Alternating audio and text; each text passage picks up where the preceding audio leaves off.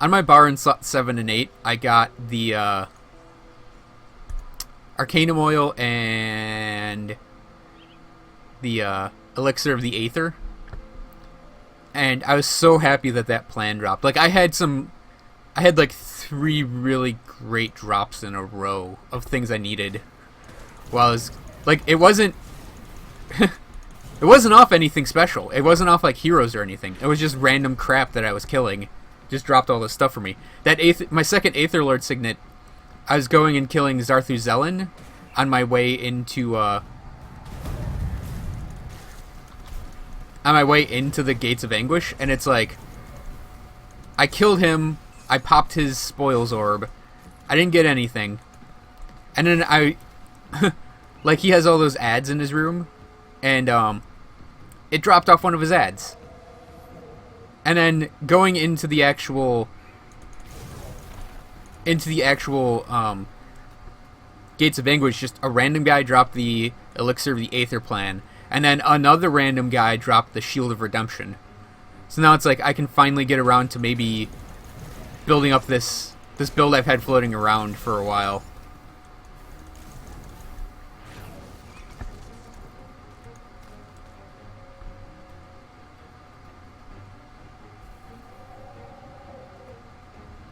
The build is basically I wouldn't say secret build, but I kind of want to play it close to my chest as to what it is. I don't think it's really anything that special, though.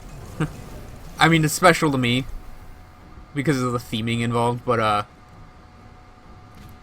yeah, it's gonna be a fun little build. I just need to actually level him up. He's at like 28 or something right now, which isn't that far from the cap.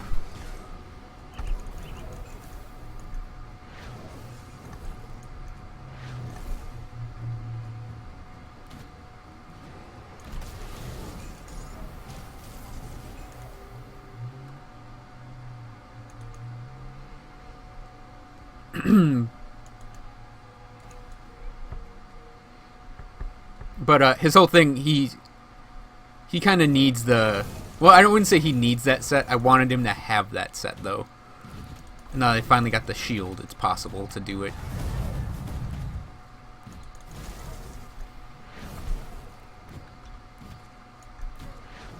Oh, that's what I... Okay, like 2 videos ago, I saw like a skull, like, flash across the screen, and I was like, what the heck was that?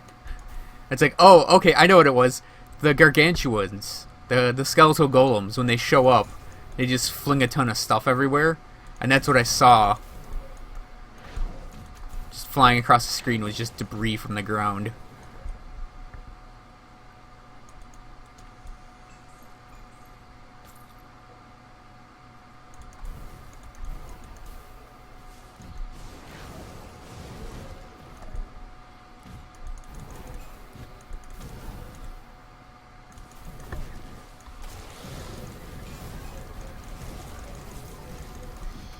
I think I'm going to clear out this floor and then go back. I love setting ghosts on fire. It's such a weird thing to say. I just set that ghost on fire. I love little things like that in games when you have... There's like some established norms just from the way RPGs work, where it's like, oh, undead, they're... You know, you can't bleed undead, which is fine. But in this game, it's like you can hit them with internal trauma damage, which will bleed them technically.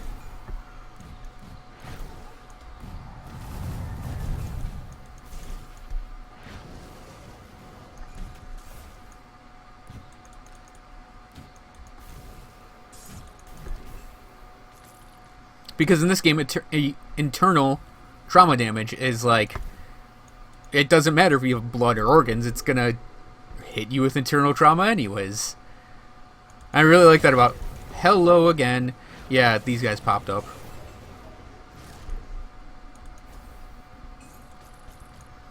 Arcanum oil. Free Arcanum oil.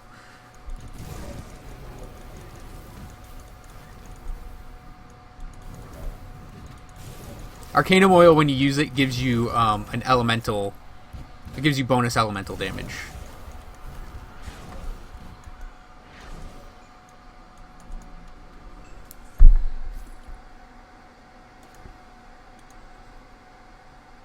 And obviously, Elixir of the Aether gives you bonus Aether damage. Okay, so we got Zarthazellan here as our bounty. Kind of a lucky happenstance that we got. We got the guy that's at the end of the thing we were going through anyways.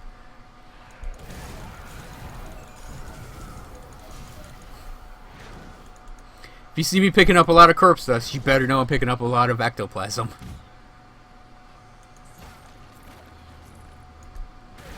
It's because I had to make like 3 skeleton keys today, and it's actually kind of annoying that I had to do that, but yeah, I didn't record going back in the Gates of Anguish again. I needed like absolute concentration because of the bounty I picked. Like an idiot. It's the thing that gets me in that area is the blue stuff, the blue fireballs that pop up as traps. They do pop up as far as I can tell. It's predetermined locations. I just don't know them well enough.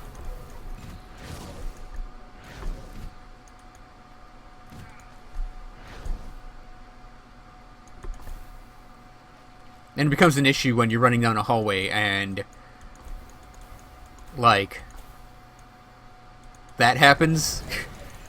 But also there's like a blue trap of arcane fire or whatever it is. I think it's just pure vitality damage, honestly. And it's like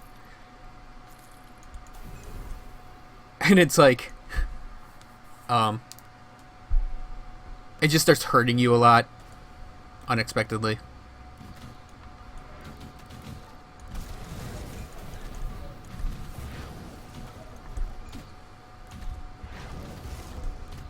That was a death bolter.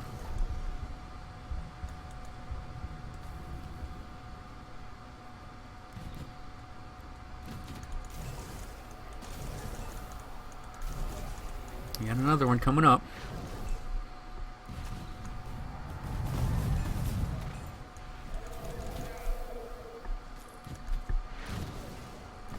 Yeah, the gargantuans, the skeletal golems, are kind of frightening. If you give them a chance to really get going, they can be quite scary and quite tough, because they'll cage you and then they have this like swipe attack that is surprisingly long range and pretty potent.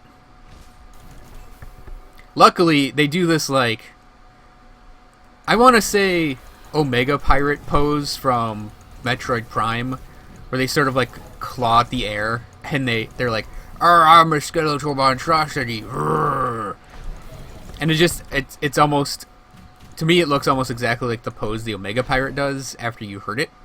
Like you break its armor off its body.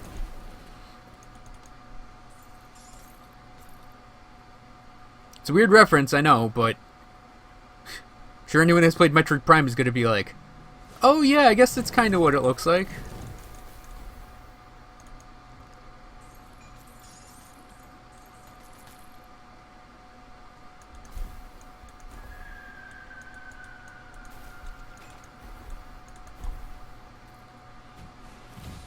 Oh, I heard that sound. Heard the sound. Is he incoming? Oh, I didn't notice. I heard that sound that happens when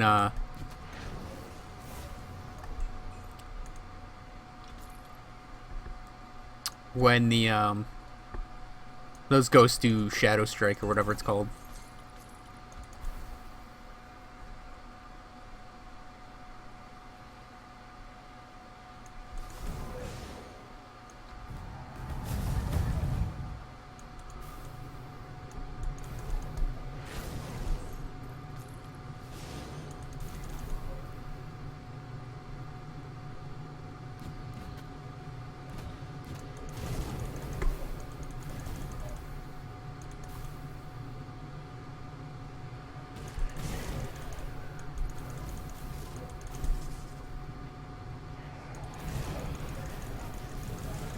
So I saw an interview that the game's creator gave at some con, some E3 like convention, and he mentioned what Devotion's gonna be, and I'm pretty excited to see what it's gonna provide, because I really love how much just stuff is in this game for your character, and I really like that it's super complicated and there's just a ton of ways to go about things. And Devotion, he said, is going to be this, they're going to be shrines throughout the world, and you go and cleanse the shrines, and that would give you a skill point you can spend on Devotion. Oh, whoops. I'm out of energy.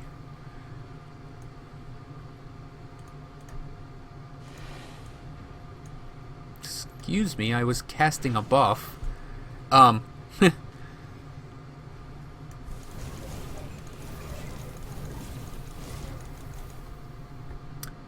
he said that Devotion is going to be, you go and cleanse a shrine and you get a skill point for it.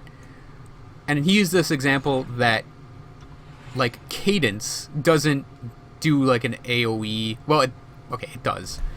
But Cadence on its own is pretty much like it triggers and it hits one enemy. I think it has a secondary modifier that actually does cause it to do an AoE.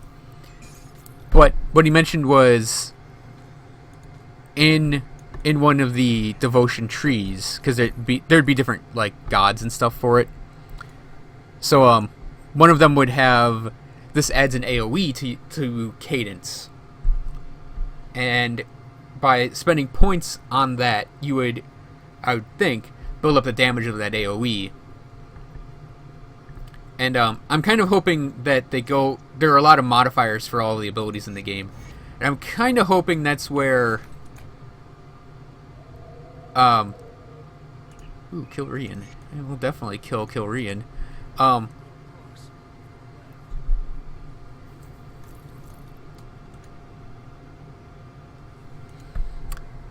And I'm hoping that's where getting Albrecht's Aether Ray to pierce is. Because, don't get me wrong, I do actually really like the ability, but I kind of wish it pierced.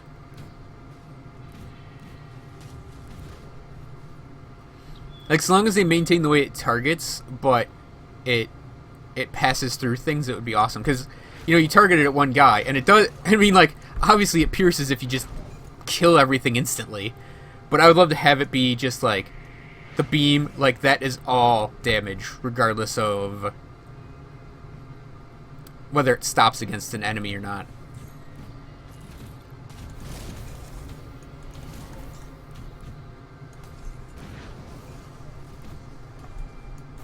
I actually never thought about the fact that it does technically pierce if you just kill everything quick enough.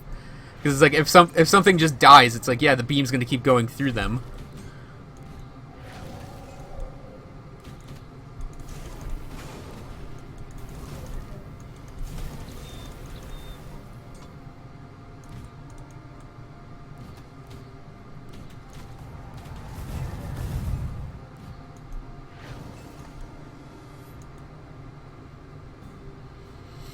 So like maybe Devastation's ability would be like, if you just stand still, you'll just keep throwing out waves.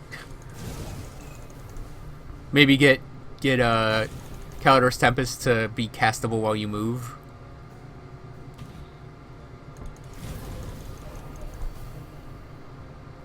What's funny is like the speed at which I can cast it, especially with that other ring on, is like it's Wand of Woe without actually having a Wand of Woe in this game. Oh, by the way, we don't need a Wand of Woe in this game.